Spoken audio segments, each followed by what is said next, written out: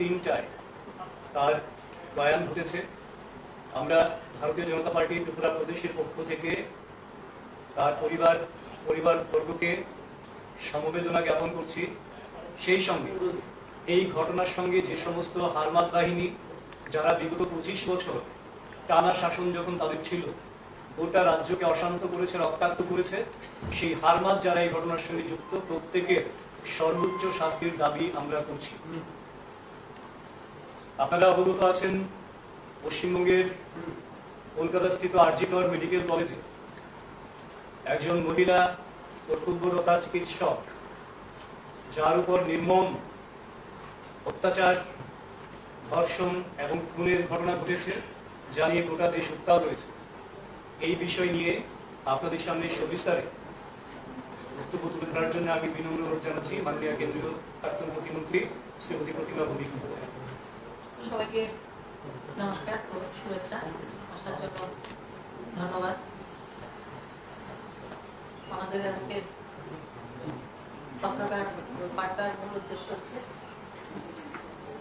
গত 8ই আগস্ট পশ্চিমবাংলায় আমাদের দেশের মেয়ে, পশ্চিমবাংলার মেয়ে, একজন ডাক্তার এবং যিনি পিজিটি কোর্স করছেন 3rd ইয়ারে, আমাদের মেয়ের নৃশংসভাবে গণধর্ষণ এবং নৃশংসভাবে তাকে হত্যা করা হয়েছে। তাছাড়া গত 12 তারিখ পঞ্চায়েত নির্বাচনের রেজাল্ট ছিল। আশিস পাল নামের আমাদের সোনামুড়া মন্ডলের কার্যকর্তাকে তার মাথাকে কুপিয়ে চৌচির করে দেওয়া হয়েছিল। সে 12 তারিখ থেকে মৃত্যুর সঙ্গে পাঞ্জা লড়ছিলেন। আজকে আমরা বলেছেন গতকাল রাত্রেও ওনার স্বর্গবাস হয়েছে। এবং আজকে আমার রাজ্যের শান্তিপ্রিয় বুদ্ধি শুভবুদ্ধি যারা নাগরিকরা রয়েছেন, যে কোনো দলের লোক সবার কাছে আমি সংকল্প করছি, আশিস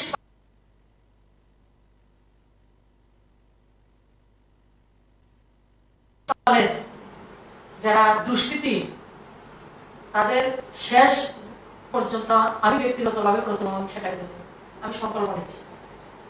এবং পশ্চিমবাংলা গত 8 তারিখের রাত্রিতে যে ঘটনা ঘটেছে, অহরহ পশ্চিমবাংলায় এই ধরনের ঘটনা ঘটছে। কমিউনিস্টের শাসনেও সেটা হয়েছে এবং কমিউনিস্টের শাসন যে জায়গায় শাসনটাকে রেখে গেছেন একজন মহিলা মুখ্যমন্ত্রী, যিনি স্বরাষ্ট্রমন্ত্রী, যিনি স্বাস্থ্যমন্ত্রী, যিনি মুখ্যমন্ত্রী এবং মহিলা, যিনি মা মাটি মানুষের কথা বলছেন, ওনার নেতৃত্বে যে সরকার চলছে, প্রতিটা মুহূর্তে মায়ের ইজ্জত ভুল লুণ্ঠিত। আর.জি. করের ঘটনা আমাদের প্রত্যেকটা নাগরিকের শরীরকে যে রক্ত হিম করে দেওয়ার একটা ঘটনা ঘটেছে। আমরা কোথায় সুরক্ষিত মেয়েরা? পশ্চিমবাংলার কোন জায়গায় আমরা সুরক্ষিত? প্রথমত হচ্ছে যখন ওনার ধর্ষণের পরে, গণধর্ষণ করার পরে রক্তাক্ত অবস্থা ওনাকে ফেলে দেওয়া হয়েছে, তখন সরকার এবং পুলিশ প্রশাসন সবাই মিলে সেটাকে সুইসাইড বলে চালিয়ে দেওয়ার কাজ করেছেন। কারণ পশ্চিমবাংলার মুখ্যমন্ত্রীর একটা অর্গানাইজড সিস্টেম রয়েছে ওনার, সেই সিস্টেমটা সেদিনেও তিনি কাজে লাগানোর চেষ্টা করেছেন। কিন্তু হসপিটালে যারা ডাক্তাররা ছিলেন সবাই তার প্রতিবাদ করাতে সেটা উনি করতে পারেননি।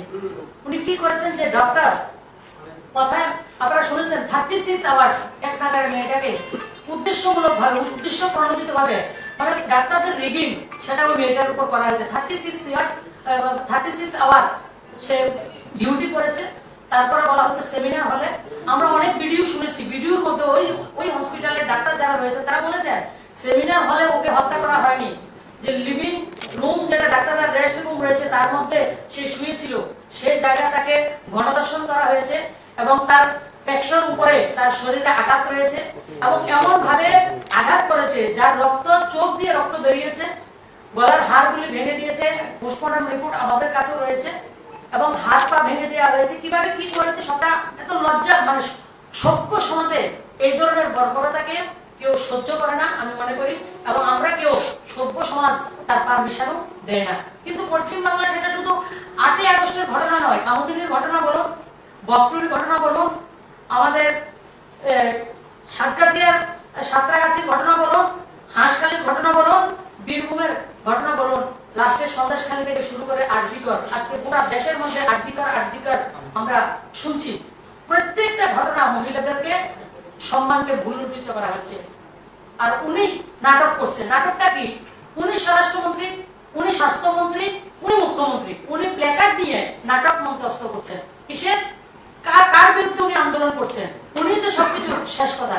কিন্তু পশ্চিমবাংলা সরকার অর্গানাইজড ওয়েতে গোটা রাজ্যে প্রত্যেকটা ক্ষেত্রে তৃণমূলের গুন্ডা বাহিনী দ্বারা সরকারটা হাইজেক হয়ে গেছে। সরকারি কোনো তন্ত্র পশ্চিমবাংলা নেই। প্রতিটা কাজ গুন্ডারা করছেন, তৃণমূলের গুন্ডারা, তথাকথিত গুন্ডারা সেই কাজটা করেছেন। আমরা লক্ষ্য করেছি যখন আরজিকরের ডাক্তাররা আন্দোলন করছেন, ভারতীয় জনতা পার্টির কার্যকর্তারা একটা মেয়ের যে জাস্টিসের জন্য আন্দোলন করছেন, তখন তাদেরকে উপর আক্রমণ করা হচ্ছে এবং পুলিশের গাড়ি দিয়ে বিজেপির একজন কার্যকর্তাকে গাড়ির চাকার তলা কাকে ছুড়ে ফেলা হয়েছে।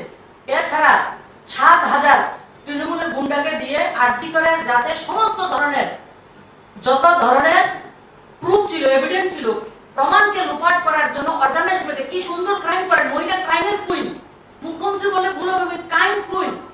ক্রাইম অর্গানাইজড ওয়েতে উনি ৭,০০০ লোককে পাঠিয়েছেন এবং বেছে বেছে তৃণমূলের গুন্ডাদেরকে পাঠিয়ে সমস্ত যে প্রুফ রয়েছে, এভিডেন্স রয়েছে, প্রমাণপত্রকে লুপাট করার কাজ একটা মুখ্যমন্ত্রী উনি করেছেন। আর উনি নাটক মন্ত্রস্থ করছেন যে উনি নাকি মেয়েটার জাস্টিস চাইছেন। উনি কি বলছেন?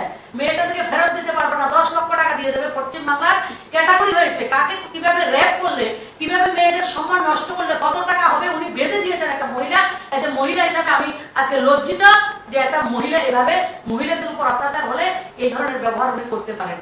এটা আজকে গোটা দেশ, শুধু রাজ্য নয়, ওই মেয়েটা বাংলার মেয়ে নয়, গোটা দেশের মেয়ে। সমস্ত দেশ, সমস্ত ডাক্তাররা যারা ভগবান হিসেবে আমরা জানি, সেই জায়গায় উঠে দাঁড়িয়েছেন। এবং আরেকটা নাটক, আরজিকরের যিনি সুপার সন্দীপ ঘোষ, ওনাকে ৪ ঘন্টার মধ্যে ওকে টার্মিনেট করা হয়নি, সাসপেন্ড করা হয়নি, ওনাকে ট্রান্সফার করা হয়েছে আরজিকর থেকে ন্যাশনাল ইনস্টিটিউট, আরো বড় হসপিটালে উনি তাকে গিফট করেছেন, ওনাকে পুরস্কৃত করা হয়েছে। পশ্চিমবাংলা এই ধরনের ক্রাইম হলে লোকদেরকে পুরস্কৃত করা হয়, ওটা প্রুফ উনি নিজে, মুখ্যমন্ত্রী নিজে করেছেন, তাকে পুরস্কৃত করা হয়েছে। আর যারা বিরোধিতা করছেন তাদেরকে কি করা হচ্ছে? ৪২ জন ডক্টরকে পশ্চিমবাংলার প্রত্যন্ত গ্রামে তাদেরকে ট্রান্সফার করা হয়েছে। আর ২০০-র উপরে যারা বিভিন্ন ধরনের পোস্ট টুইট করেছে, পেজে সেগুলিকে লাইক করেছে, সমস্ত অংশের নাগরিক যারা করেছে, স্বতঃস্ফূর্ত ভাবে যারা নেমে এসেছেন, তাদেরকে ফোন করে করে তৃণমূলের গুন্ডারা ফোন করে করে জানের হুমকি দিচ্ছে, হুমকি দিয়ে তাদের টুইটগুলি ডিলিট করার জন্য কাজ করছেন। এই হচ্ছে পশ্চিমবাংলার সার্বিক পরিস্থিতি। আজকে শুধু একটা মেয়ের জাস্টিসের জন্য নয়, আমার বোন, আপনার বোন, প্রত্যেকটা বাবা তার মেয়ে নিয়ে চিন্তিত, প্রত্যেকটা ভাই তার বোন নিয়ে চিন্তিত, প্রত্যেকটা পুরুষ লোক তার স্ত্রীকে নিয়ে চিন্তিত, প্রত্যেকটা পুরোটা সমাজ, গোটা সমাজ আজকে চিন্তিত পশ্চিমবাংলার এই অপরিচিত কাজের জন্য। আর পশ্চিমবাংলার যে সরকারটা চলছে, গোটা সরকারটা একটা তালিবানি সরকার। 2021 থেকে আমি পশ্চিমবাংলার সংগঠনের সঙ্গে ওতপ্রোতভাবে যুক্ত রয়েছি। প্রত্যেকটা জায়গায় আজকে আরজিকরের ঘটনা আমরা জানি, কামদুনি ঘটনা জানি, সন্দেশখালী জানি, হাঁসখালী জানি, প্রত্যেক দিন প্রতিনিয়ত অর্গানাইজড ওয়েতে হাজার হাজার সমস্যা তৈরি হচ্ছে।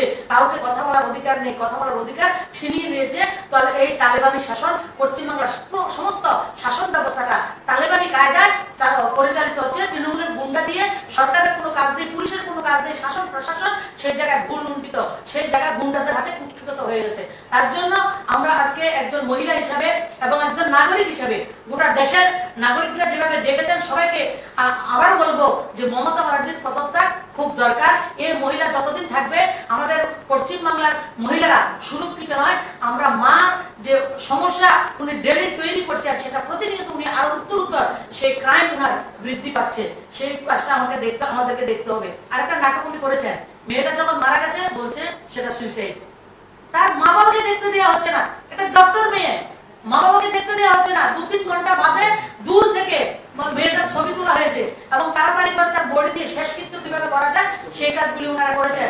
কি কি হাত কিভাবে ভেঙেছে, কিভাবে বাঘ মুখে চাপা দেওয়া হয়েছে, কি কি করেছে, সমস্ত অডিও রেকর্ডিং এর মাধ্যমে আমরা সবাই জেনেছি। সেটা সভ্য সমাজে, বললাম তো, শরীরের রক্ত হীন করে দেওয়ার মতো ঘটনা পশ্চিমবাংলায় ঘটেছে। যে বাংলা, আমাদের বাংলা স্বাধীনতা সংগ্রামের প্রতিনিধিত্ব করেছে, যে বাংলা কৃষ্টি, সভ্যতা, সংস্কৃতিতে পৃথিবীর মধ্যে উৎকৃষ্ট জায়গা ছিল, সেই বাংলাকে আজকে সর্বসার করে দিয়েছেন, লজ্জিত করেছেন এই মুখ্যমন্ত্রীর নেতৃত্বে। তাই আজকে আপনাদের মাধ্যমে গোটা সমাজের কাছে আমি আর্জি করে রাখছি যে মমতা ব্যানার্জির অতি সত্বর ওনাকে পদত্যাগ করা দরকার। এবং উনি, আমরা দেখেছি শেখ শাহজাহান যে সন্দেশখালীর ঘটনায় বিধানসভায় দাঁড়িয়ে কিভাবে একজন গুন্ডাকে সেভ করা যায়, প্রত্যেকটা মুহূর্তে অর্গানাইজ ওয়েতে গুন্ডাদেরকে উনি সংরক্ষণ দিয়েছেন। গুন্ডা সংরক্ষণ চায় না, মানুষ বাক স্বাধীনতা চায়। মানুষ যারা বলছেন সংবিধান, রাহুল গান্ধী এর কোম্পানি, ইন্ডিয়া জোটের কোম্পানি, আপনার ডেরিক ওবরয়, মহুয়া মিত্র, ওরা কোথায় আজকে? যারা কথায় কথায় সংবিধান নিয়ে কথা বলছেন, যারা সংবিধানে কয়টা পেজ আছে, কয়টা ধারা আছে সেটা জানেন না, একটা নোটবুক বুকে নিয়ে সংবিধানের নাটক করছেন। সংবিধান কার? যে মেয়েটার ধর্ষণ হয়ে, গণধর্ষণ হয়েছে, মৃত্যু হয়েছে, তার জন্য সংবিধান নয়। সংবিধান কাদের জন্য? একটা ওবিসি বর্গের মেয়ে, সংবিধান কাদের জন্য? আজকে রাহুল গান্ধী বলুন, আজকে যিনি मैं लड़की हूं लड़ सकती हूं, যে প্রিয়াঙ্কা বাড্রা কথা বলেন, ওনার লড়কি বালা জবাব কোথায়? যখন ইন্ডিয়া জোটের সরকার দ্বারা অর্গানাইজড ওয়েতে ক্রাইম হয়, তখন ইন্ডিয়া জোটের কোনো নেতার কথা বেরো না। তারা সবসময় একটা বর্গের জন্য কাজ করেন, সবসময় ভোটের রাজনীতি করেন, তারা মানুষকে তুষ্টিকরণের রাজনীতি করেন, এপিসমেন্টের রাজনীতি করছেন। তার জন্য ওয়েস্ট বেঙ্গলে যে এত বড় একটা ক্রাইম হয়েছে, রাহুল গান্ধী বলুন, প্রিয়াঙ্কা গান্ধী বলুন, আজকে যারা ইন্ডিয়া জোটের অখিলেশ যাদব বলুন, প্রিয়াঙ্কা চতুর্বেদী বলুন, কোনো জয়া বচ্চন, যারা লম্বা লম্বা কথা বলছেন, একজনের কিন্তু কথা আমরা শুনতে পাচ্ছি না। তারা ভারতবর্ষকে, গোটা দেশের মধ্যে পশ্চিমবাংলা যেভাবে শাসন চলছে, এই ধরনের শাসন তারা চান। এবং কংগ্রেসের যারা নেতৃত্ব রয়েছে, তারা কখনো গোটা ভারতবর্ষ নিয়ে রাজনীতি করেনি, তারা সার্টেন সমাজকে নিয়ে রাজনীতি করেছেন। এবং ভারতবর্ষকে তারা সবসময় চায় অস্থিরতা থাকলে তার রাজনীতি করতে পারবেন। তাই আজকের এই ঘটনায় প্রমাণিত হয় যে উনি অর্গানাইজড ওয়েতে কতগুলি কাজ করেছেন, যে পুষ্পডাম থেকে শুরু করে সমস্ত কিছুতে উনি সেটাকে বাধা দানের চেষ্টা করেছেন, এবং যাতে মেয়েটা জাস্টিস না পায় তার সমস্ত রকম ব্যবস্থা করেছেন। এবং আমরা আশা করি সিবিআই এসে, কিন্তু ওনারা তো অনেক প্রমাণ লুপাট করেছেন, তারপর আমরা আশাবাদী আমাদের মেয়ে জাস্টিস পাবে। এবং আমরা আজকের এই সাংবাদিক সম্মেলনের মাধ্যমে জোরদার ভাবে আবেদন রাখছি, মমতা ব্যানার্জির বিরুদ্ধে গণ অভ্যুত্থানের মাধ্যমে হলো ওনার সরকারের পদত্যাগ করা, ওনার সরকার থেকে পদত্যাগ করা পশ্চিমবাংলার ভবিষ্যতের জন্য খুব দরকার, সেটা আমি মনে করি। আপনাদের জন্য প্রশ্ন থাকে বলতে পারেন। It all begins with a dream, a search for knowledge